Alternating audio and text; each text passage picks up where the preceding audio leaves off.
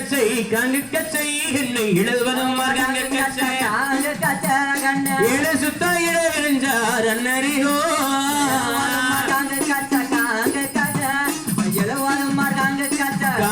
கச்சை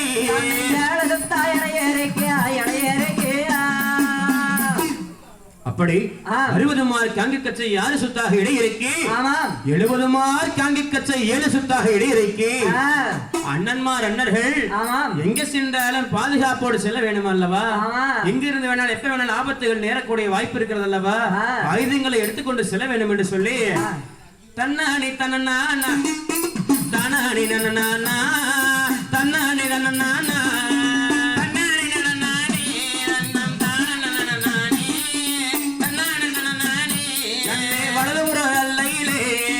வாங்குபடி சூரியலா வலதுபுற எல்லையிலே வலதுபுற எல்லையிலே வாங்குபடி சூரியலா வலதுபுற மல்லையிலே இடதுபுற எல்லையிலே ஈட்டிபுடி சூரியலா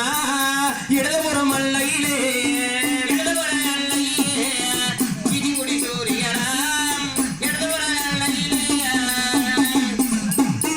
வலதுபுறத்து எல்லையில வாங்குபடி சூரியலும் எல்லையில ஈட்டிவிடி சூரியகளும் சுத்தி சுத்தி பட்டாவும் சூரியன் போல் வெள்ளை உலகளை எடுத்து கச்சப்பறையில ஓட்டுக்கொண்டு அண்ணன்மார்கள் அதுக்கு முன்பதாகவே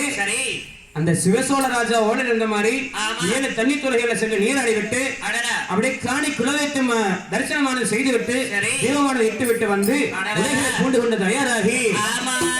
செல்ல வரைக்கும் தலைப்பகல் இருந்து கொண்டு செல்ல வேண்டும் என்று சொல்லி என்ன விதம் அணிஞ்சாரே சுவாமி என்ன பொன்னரன் தங்கரி விரிவாவிதி பேர்கள் தானே அப்போ அரண்மனையில வண்டிதாள பாஜே